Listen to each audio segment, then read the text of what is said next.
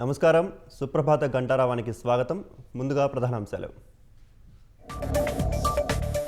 కేంద్రం ముందుకు పోలవరం బనకచర్ల ప్రాజెక్టు ప్రతిపాదనలు. 100 రోజుల్లో 246 టీఎంసీల మళ్లింపే లక్ష్యమన్న రాష్ట్ర ప్రభుత్వం. మెగా డిఎస్సి రాత పరీక్షల నిలిపివేతకు హైకోర్టు నిరాకరణ. స్టే విధించాలంటూ దాఖలై పిటిషన్లు కొట్టివేత.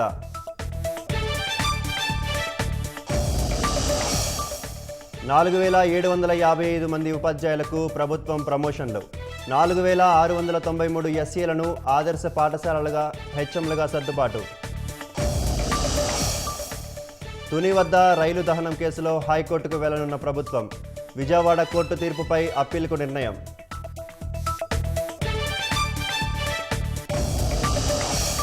నేడు అహ్మదాబాద్ వేదికగా ఐపీఎల్ తుదిపోరు. ఫైనల్లో బెంగళూరుతో పంజాబ్ కింగ్స్ ఢీ.